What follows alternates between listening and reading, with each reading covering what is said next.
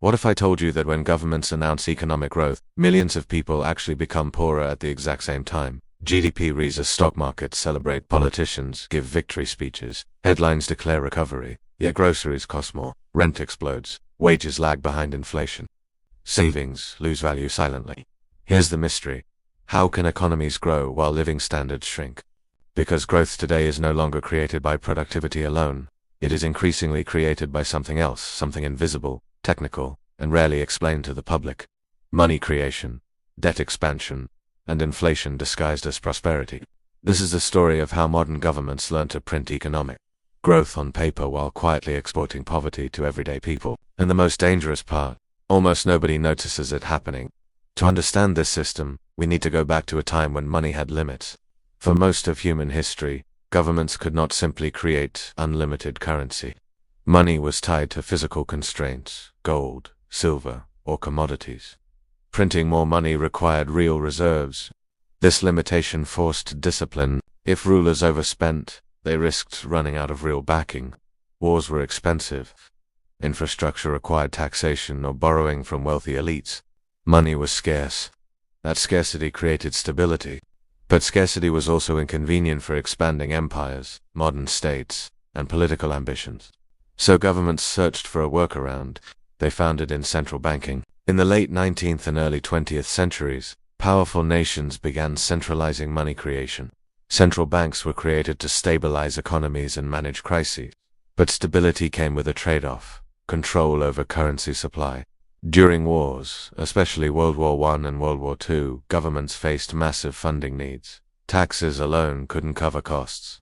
Borrowing hit limits. So central banks stepped in. They printed money to buy government bonds. This allowed governments to spend without immediately raising taxes. It worked. Armies were funded. Factories boomed. Employment surged. And something important happened. Politicians discovered that printing money created short-term prosperity without immediate pain. Inflation didn't hit instantly. Asset prices rose. Economic activity surged.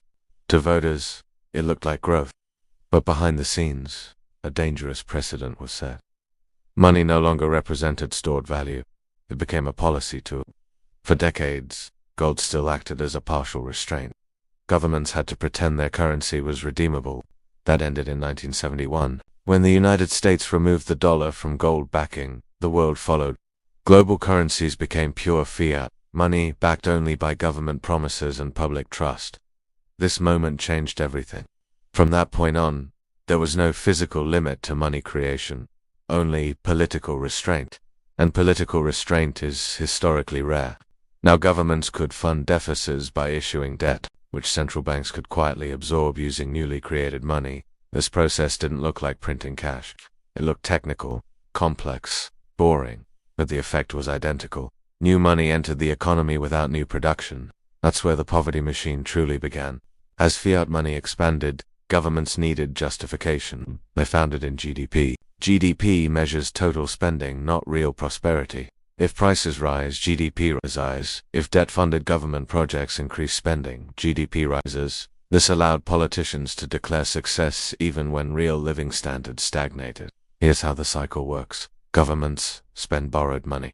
Central banks buy that debt using newly created currency. Money supply expands. Asset prices rise. GDP increases. Officials celebrate growth. Their salaries do not rise at the same speed as inflation. Housing becomes less affordable. Food prices creep upward. Savings lose purchasing power every year. This isn't accidental. It's structural.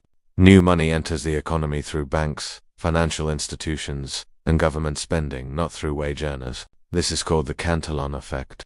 Those closest to money creation benefit first. Everyone else pays later through inflation. In simple terms, the system rewards asset owners and debt issuers, while punishing workers and savers. During economic booms fueled by monetary expansion, everything looks healthy on the surface. Stock markets rise. Home prices increase. Consumer spendings. People feel wealthier because asset values increase. Governments feel successful because tax revenues rise temporarily. But this prosperity is fragile. It is built on expanding debt and cheap money, like building skyscrapers on sand. Eventually, inflation accelerates. Central banks face a dilemma: raise interest rates and crash markets, or keep printing and destroy currency value. There is no painless option. This is where the breaking point begins. Every monetary expansion cycle eventually hits reality.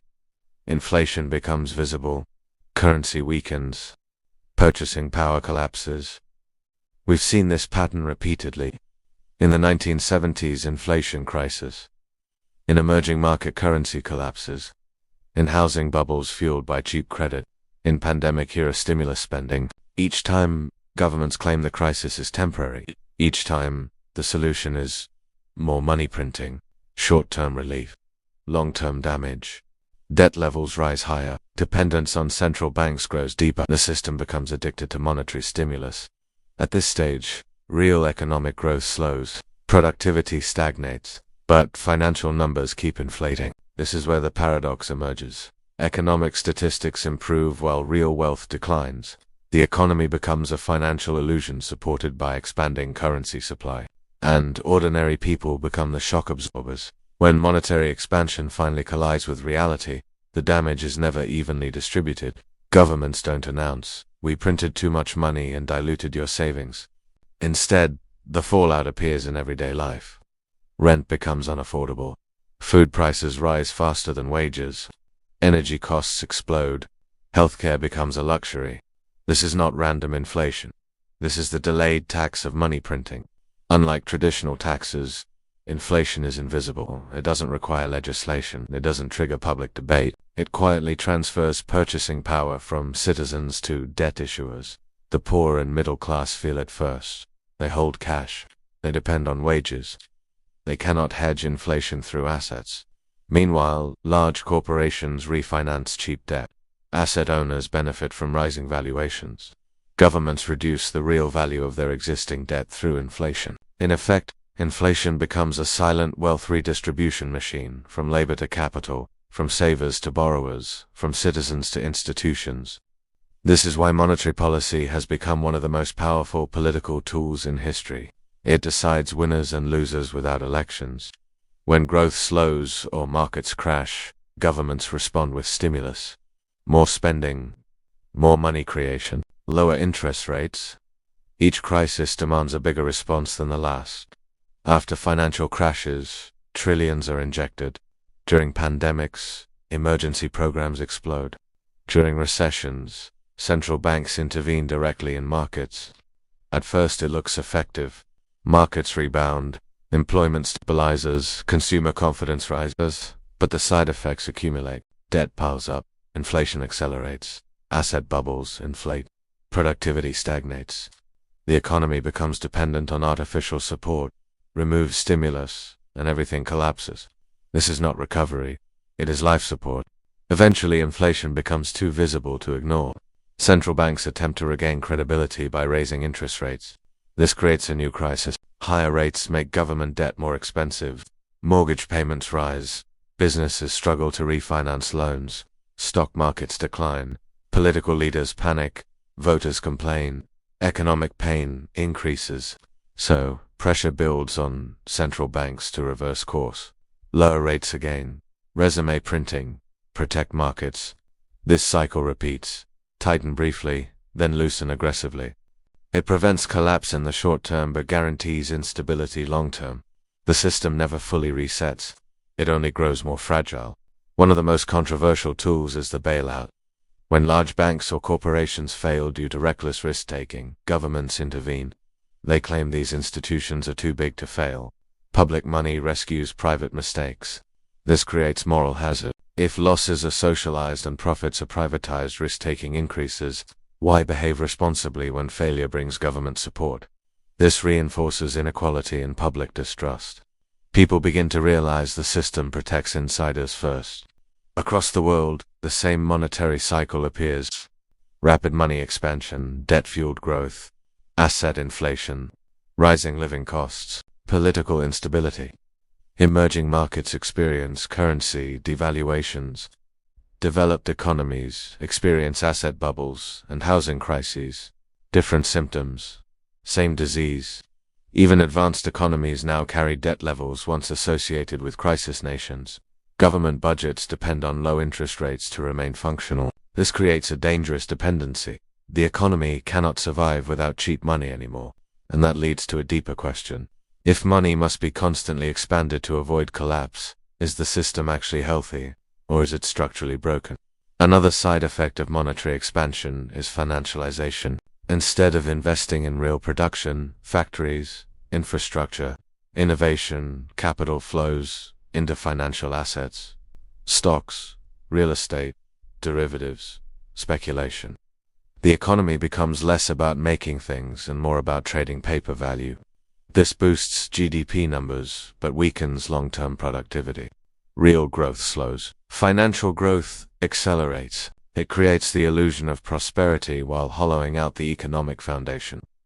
This is why many modern economies feel wealthy on charts, but fragile on the ground. Money only works because people trust it. They accept it for labor. They store it for the future. They believe it will hold value. But when inflation becomes persistent, trust erodes. People begin to spend quickly.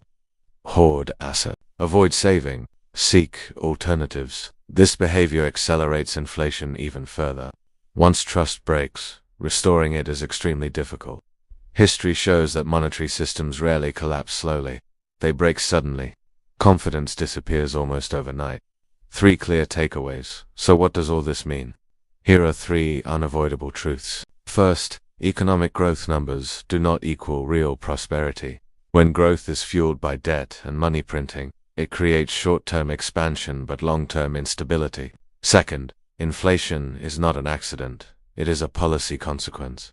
It transfers wealth silently and reshapes society without public approval. Third, systems built on endless expansion eventually face limits. Debt cannot grow faster than real productivity forever. At some point, adjustment becomes unavoidable. We are now living inside the largest monetary experiment in human history. Never before have so many currencies been unbacked. Never before has global debt been this high. Never before have central banks held so much influence over markets. The question is not whether this system will change. The question is how. Will it happen through gradual reform and discipline, or through crisis-driven resets that punish the unprepared? History suggests that ignoring structural problems never ends gently. If you want to understand the financial system beyond headlines, if you want to see the hidden mechanics shaping your future, if you believe money history holds warnings for what comes next, then subscribe to Economic Historian channel. Because the most dangerous thing in economics is not inflation, it's ignorance. And the more you understand the system, the harder it becomes to be quietly exploited by it.